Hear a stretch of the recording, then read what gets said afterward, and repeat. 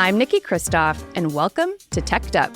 On today's episode, we're doing something I've wanted to try ever since I started recording the pod. 2 guests and a coffee clatch. Penny Lee, the CEO and president of the Financial Tech Association, and Amena Ross, head of global policy at CashApp, sat down in the studio to talk with me about all things fintech in D.C. That's right, we're talking money. I hope you enjoy this one. We had a lot of fun recording it, and I like this format. It might be something we do more often.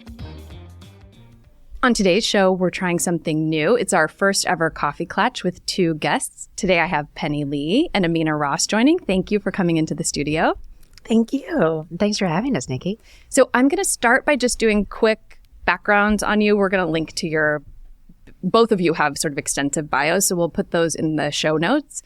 But I'm going to start by doing an introduction, and then we'll just jump right into it. Today, we're talking fintech in DC, open banking, how it impacts consumers. Okay, so Penny Lee, you are a campaign veteran. I would describe you as a political animal. Is that fair? I don't know quite animal, but yes. Somebody who's done presidential, how many governors' races have you done?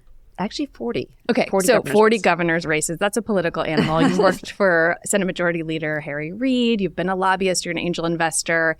And you're currently the president and CEO of the Financial Technology Association. Yes. FTA. Yes, excited about it. Yes, welcome. And so you're representing companies like that people know: Block, Plaid, Klarna, PayPal, Intuit, Brex. So fintech companies, that's who you represent.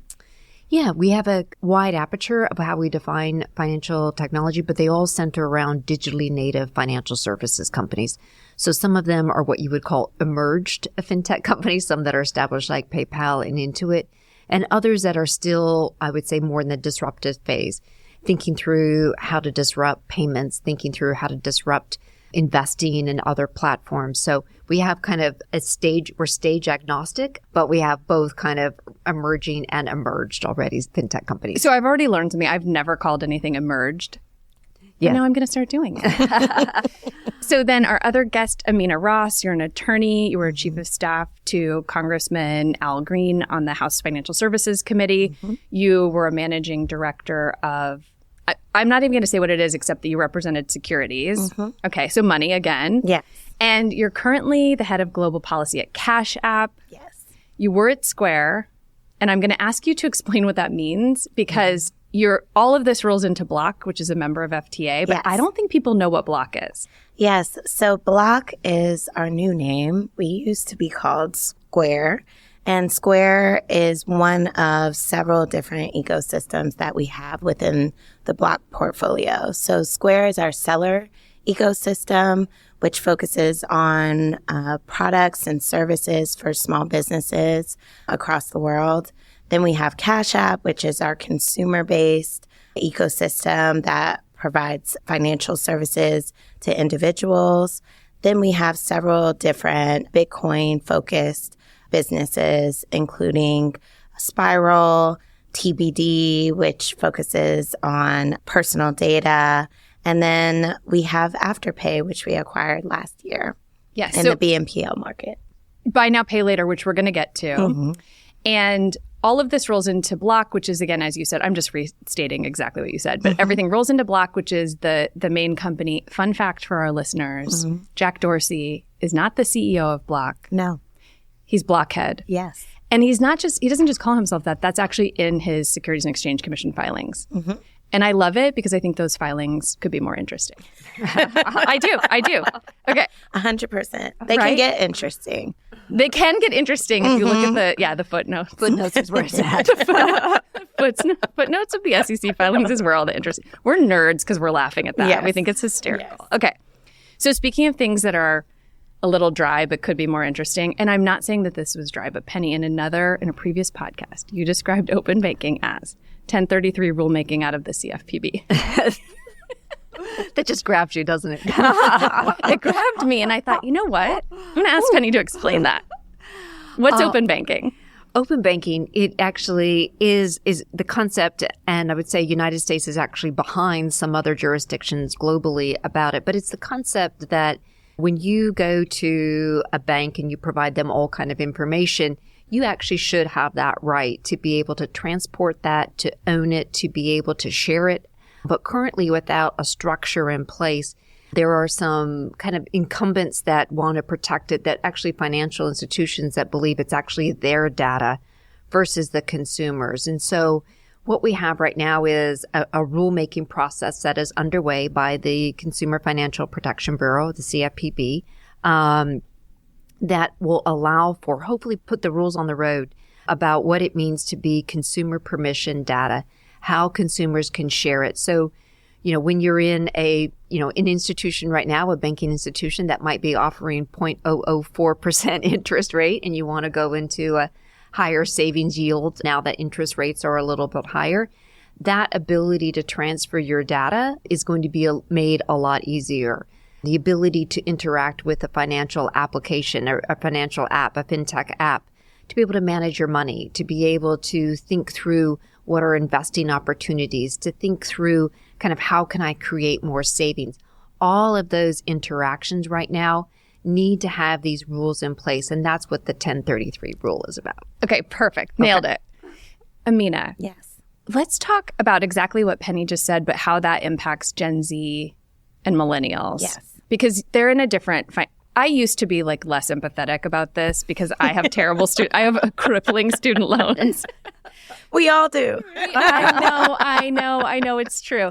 And so I have that Gen X sort of cynicism. Mm-hmm. And then I realized it's absolutely true that when you're graduating during a catastrophic recession and you're it's just much higher to do anything that not just my generation, but certainly the boomers who just really hit things at a peak time financially, things are really different. So how does open banking apply to younger generations? Why is it important? Yeah. So I think the biggest thing is that there has been a huge paradigm shift between how we used to interact with financial services and how people interact with financial services now. And for previous generations, you banked at one bank. That's where you got your mortgage. That's where you had your savings account. That's where you had your checking account. That's where your direct deposit went into. And there wasn't a lot of options for you to move from one bank to another. And if you did, it was mostly because you were moving physical location to another place.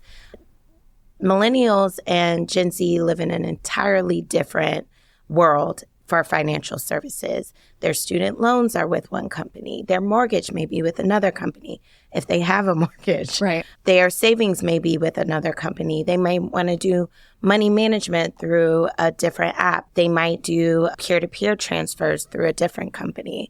So they're not using one singular financial institution for every part of their financial life. They live a global kind of financial world, right? And the inability to be able to port their data from institution to institution greatly hampers their ability to manage their money. And at a time when they don't have a lot of it, it really doesn't give a lot of space for them to grow into having sustainable long-term habits that will allow them to be financially stable. So I think it's really important for millennials and Gen Zers to have open banking as an option. And I think the other thing is that, this is obvious, but I'll just state it. They're so on their phones that they need apps to work and interact with each other. I had a checkbook ledger until last year. I know, it's embarrassing. But that's because I know Amena just made a face. Everyone, she just literally almost swallowed her tongue. Okay, but here's why. When I was in college, which I just had one bank, I was always down to if I go under my minimum amount of money, I am doomed. And so I would just check it. And so it was sort of this almost traumatic response that I would have this ledger, which is obviously old school, but not different than staying up at night because you are stressed about savings and affording your rent and you're not getting a raise and all of this. So I think the anxiety exists still, but it's now in a digital world where they want options. And I also think they're more likely to manage their own money. Yeah. I think it's also a trauma response, right? Millennials lived through the financial crisis. Gen Zers lived through the pandemic. They've seen banks fail. They've seen people not have access to their money when they needed it. And they've seen how their parents maybe had great relationships with financial institutions, but when they were down on their luck, those same financial institutions were not supportive of them and their families or their communities. So it's definitely a bit of a trauma response as well, to keep your money in a lot of different places so that you know that you always have access to at least something. Yeah. So I want to talk just quickly about a concept, buy now, pay later, which I think trends younger, but Penny, you'll know the answer on this, how that fits into this ecosystem of how generations, and maybe it's not just younger people using this, but what are some of the trends you're seeing that are consumer focused among sort of your members? Yeah, I would say, just to back up on Amena's point, we've seen the data has showed is that 9 out of 10 people that use Fintech say it actually helps them better manage their money, better save money, and help them plan. Because we are seeing that transition happening. You've seen it, again, globally first, and now it's coming to the United States, of that notion. You used to keep your ledger to make sure, because you were paid on a Friday, and oftentimes, you sometimes wanted that lag to occur so that when you sent the check in and had it dated, it's in the on mail. Friday, it's in the mail. Another thing people don't use anymore. But now we're fast forwarding into, having the Fed have Fed Now for the instant payment, having products such as earned wage access for you to be able to access your wages on a daily basis, to be able to smooth and transition over kind of what it means to, to make your payments on time. And you've also seen fintechs entering into the market. It's not by mistake that overdraft fees are going away from the major financial institutions, because fintechs were offering products that allowed them to be able to not incur fintech, to be able to manage their money, to ease that transition between a clearing of a paycheck. And so you're starting to see others that through the competition from fintech change their own behavior, which is only beneficial to consumers. On the buy now, pay later, it's another payment option that is available when you go out. Now, when you check out of any e-commerce or other places, you have now many, many options. You can go through your card network, your Visa, your MasterCard. You can go through CashApp, PayPal, Venmo. You can go through buy now, pay later. It's recognizing that everybody has a different needs at the time. And if they want to, pay payments over time that fits their budget needs, that is now a viable option for them to do. Unfortunately, most Americans don't have $400 in savings for an emergency. A product such as buy now, pay later allows them, if you are an employee who's card dependent on your job, you get a flat tire or a major issue, it used to have to be, you had to have cash right then and there to either pay for the tow, pay for the car service, the transition.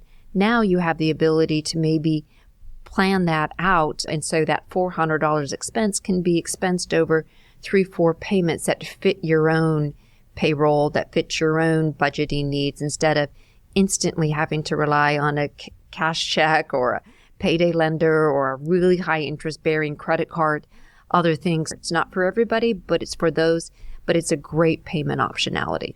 I'm really glad you said that, because I think that there's this idea that buy now, pay later is just a way to buy things people, indulgent products people can't afford. But you just gave a really good example of needs. And if you are card dependent and you can't pay for your emergency purchase, or if you just need something in that time, but you're going to have the money later. You made such a good point about the way that people are moving the competition between interest rates. They might be better somewhere else, that you have this flexibility. It puts pressure on the bigger financial institutions. They got to lower overdraft fees, because if you don't have an overdraft fee, you're going to move to another place. Yeah. There's some friction right now between some of the apps that use data. Actually, I'm just going to stop talking and have Amena explain it. The end. Yes. So I think one of the things that is making open banking not only a regulatory issue, but also an industry issue is that data is like the new oil. It is so important to a lot of companies' bottom line. And between financial institutions, as Penny said, they're trying to keep as much of it as they can to themselves. And one of the ways that open banking works is through screen scraping, where basically an API looks at how a website is structured and replicates that so that you can put in your login, your password. Most of us have done this on many different apps. And it allows you to access your information from maybe your traditional financial institution and port it into another app so that you can manage your money better. Well, there's been some chagrin about this. It has worked this way for quite a long time, but now as we're moving forward and data is becoming so much a part of companies' bottom lines, there's been a question as to whether or not that should be done. Right now, it's legal. Most people use it on a regular basis, and companies a lot of times have agreements with each other on how that scraping should work. But I think now there's been more of a push for traditional financial institutions to keep that more in their pocket and create companies that will specifically allow their institutions to scrape without allowing everyone else to be a part of that. So a concrete example of this, you about a week ago explained what screen scraping is to me because I'd never heard that term. And it sounds like a negative term, but it's actually positive. Yes, for consumers. For consumers, it's positive. And I had just had the experience of getting kicked out of my Venmo and having to reconnect it to my USAA account.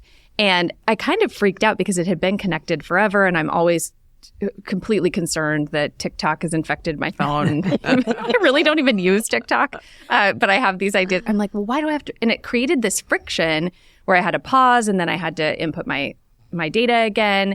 And then you explain that that's kind of what's happening, is making it a little more friction so that you can't use services that aren't offered by that main institution. Exactly, because they'd prefer that maybe you use a service that is already on their platform. Which would make it easier. So let's talk quickly, Penny, what's happening around open banking? What's the state of play?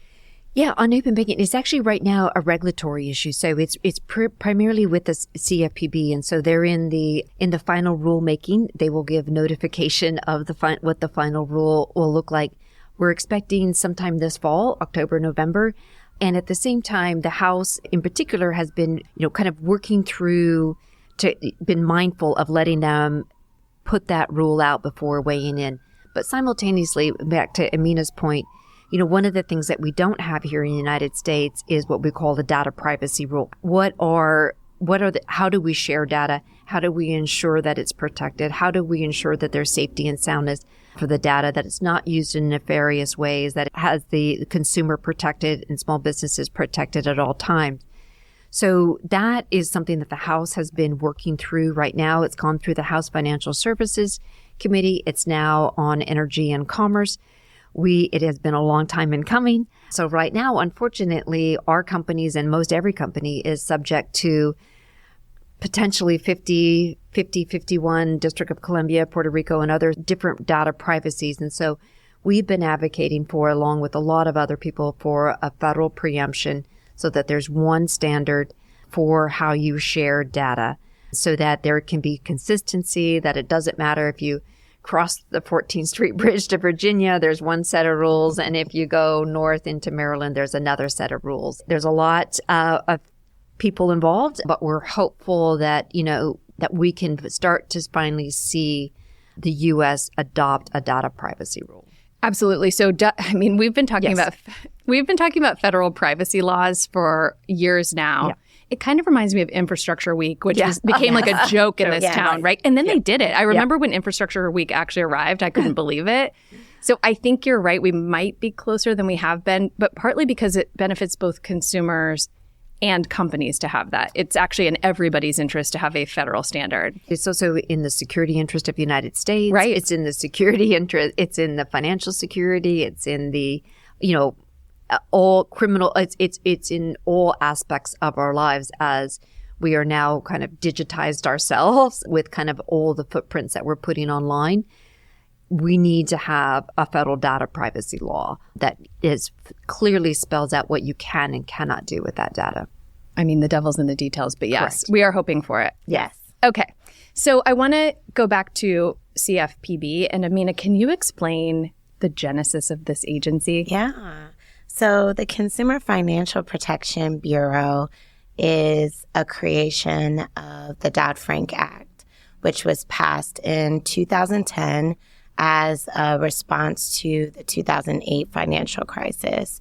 And of course, Chris Dodd was a senator, Barney Frank, a lion of the House, right? Mm-hmm. And they worked together to create basically a new paradigm for how financial services should be regulated after this, horrible crisis that impacted the entire world.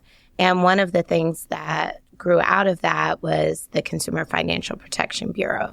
And it was actually an idea of Senator Elizabeth Warren, along with several other academics and consumer advocates. And it took probably about a decade for it to become a bureau, an agency with some teeth, which is what we're dealing with right now with Director Rohit Chopra. I would consider him as one of the first directors of the CFPB because previous directors really spent most of their time in court. So they were fighting over whether or not the structure of the agency with a sole director was constitutional. They were fighting over whether or not the funding structure for the Bureau was constitutional. And there's been many fights, many iterations of these fights over the last decade. And we thought we got to kind of a stable place. The agency is going to exist. It's going to exist in this structure. There's not going to be many changes. And so that has allowed the agency to be much more proactive or aggressive, as some of my industry colleagues would say, towards the industry in focusing on consumer protection. And one of the reasons it was created, if I just go back, is the idea that many of the other financial regulatory agencies were viewed as being captured during the financial crisis. So they had people that had worked in industry that went to the agency, and maybe this was the reason why there wasn't as much oversight of the financial services industry during the crisis. So this was supposed to be a very independent agency that didn't have that kind of background or history. And now we're in court again. We're in court again. So just to back up really fast, you mentioned something that I think is critically important to probably why we're in court again, which is the concept was a Senator Warren concept. Oh, yes. Which makes it incredibly politicized. Very partisan. Right. It's super partisan. Even, and in fact, there are, in my opinion, this is just my opinion, no one here is saying this, there's a lot of overreach from that agency, in my opinion. And yet it's meant to be a check based on a disastrous situation, which actually Penny was right on the front lines of, which is the financial, which actually maybe you can mention that. Right on the front lines of a disastrous financial situation. This was meant to be a watchdog to help consumers, but it's become just a hot potato because it's so partisan. Exactly. And this episode goes live 2 days after oral arguments on whether or not this agency is going to be funded because to your point, Amena, it's Groundhog Day. Again. So we're back. Penny. Yeah, no.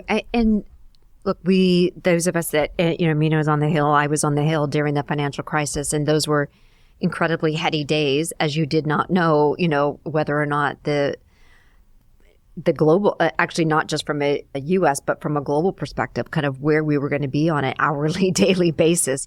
And luckily, we were able to put together the right structure to be able to put not only the United States, but the rest of the, hopefully shoring up the rest of the world to put them on a financial path.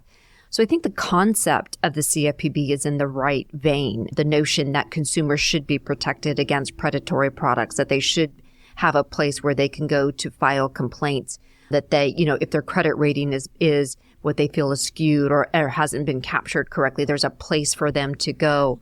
It has been a very politicized, and depending on who the director is dependent on the direction of the agency in much more wild swings or pendulum swings than any other agency, independent or not. Currently, we have a very activist director, but prior to that, Mick Mulvaney came in and said, I basically don't want to do anything, and I think this is a waste of taxpayers' money. And so, and so he had there was no limited, a very, very limited agenda as to what he was charged to do. So, part of this court case is not only deciding the funding structure, because it's not unusual, but it is unique in that it is not subject to congressional appropriations. So Congress isn't saying this is how much we're going to be funding you for. They are funded by the Federal Reserve, which is an independent body, similar to the FDIC and the OCC, Office of the Comptroller of the Currency. So this case is deciding whether or not the funding structure is correct. It will have wide implications. If it's found to be unconstitutional, then you bring in these other 8 financial institutions as well as to whether or not their structure is correct or how, if they should be subject to federal appropriations. And as you all know, when you do have federal appropriations, when Congress is funding, your agenda could swing even more wildly. You know, if there's a bank merger you don't like, right, could you petition against it? You know, what is that influence of it? So it's going to be a fascinating oral arguments to hear. I think we're all going to be on pins and needles, just are fascinated to see kind of what the arguments that they lay out and kind of where the court decides. And it will have wide implications. And to Amena's point, they're back in court. So yes, back in court. I always think this whenever anyone says we're going to set up a new federal agency. There was talk of it for privacy. There's no talk of it for AI. And I'm like, I don't know. I don't think that's. I mean, Homeland Security. That's true. Mm-hmm. Okay. Yeah. But people still don't like that. So, and that's 20 years in the game. But a very good counterpoint that it did get done. But yeah, it's just so hard to do this. So we'll be paying attention to that. I want to just end on, I think one of the things you both do that I find really important, we're all kind of across a political spectrum, but I think that one thing I find important is taking consumer choice, consumer data, consumer options, and none of us want anybody to have predatory practices against consumers, but also we're all at tech companies and have worked at tech companies, and innovation is really important. Winning the game, right? Making sure that we're able to innovate and create new products and have the ability to do that. So it's a balancing act. But I thought the last thing I'd ask is, what's one thing that you're hopeful about in the next year, or that you hope to see that would be important to you, either in your jobs or just personally in this space as people who following fintech so closely? So Amena, do you want to start? Yeah, I think there's been more of a focus on financial education. The OECD and the European Commission just put out a study on financial competence and how to increase that in children and youth in Europe. And I think there's been more of a focus on that from the CFPB as we go into an election year. You know, bless us all after the debate last night. Okay. But I do think that is so important for the vitality of the country overall and just our economy, because the children are our future, right? But also the young adults are, and also people who are in their middle age. Everyone is kind of grasping at straws to figure out what is the best way to manage my money in a way that's going to protect me, protect my family, protect, the folks that I love the most. So I think the move toward providing more clarity on financial education from regulators, from policymakers, I think is a big deal. I agree. I think it's so important. And definitely when you're sort of casting about trying to figure out, I have often an emotional relationship with money. I mentioned how I operated in college. So it's not always rational. And I know that rationally I should be doing different things. I should not be keeping money in paint cans or in my mattress, or, it's just this sort of emotional rather than rational thing. And I think it's really important to at least understand that and then unpack it for people so that they can build wealth, but even more than that, just get through the day. Yep, exactly. Penny. I would say, what I'd like for us to see, I just spent 2 weeks kind of traveling outside the United States. And, it used to be that you used to have to get traveler's checks or figure out how to exchange your money. I literally went 2 weeks and never used cash. Everything was tap to pay. Everything was a card based. Everything, there was the ease of which you could pay for your mobility, your restaurant, or everything was amazing. And, I hope that United States catches up with the rest of the world and be able to have that frictionless payment that has the safety and soundness of our regulatory bodies, but doesn't, we're not continuing to be entrenched into old ways where, right now at a restaurant, you give your card, it disappears to some back room that you're not sure if it's actually going to come back or not. So just, really want us, as we have always led the rest of the world in so many different ways, and we still are on the forefront of financial services. we continue to provide a frictionless experience for the consumer with the safety and soundness of our government. That is such a great point to end on. I actually have a friend who lives in London, and she came to the U.S. and forgot her credit card. And she said, why do you invented Apple Pay? Yeah. Why are you guys not using it? Yes, exactly. Which I thought was a really excellent point. So she just didn't even bring it because she never uses it. So I think that's right. So financial education, making sure people know what they're doing and making smart choices and having options, and then making sure we're competitive as a country and keeping up with everybody else. These are great points. Thank you so much for taking the time to come on. Thank you. Thanks, You're both experts, but I also consider both of you friends. So I really appreciate you coming in today. Thanks so much. Thank you.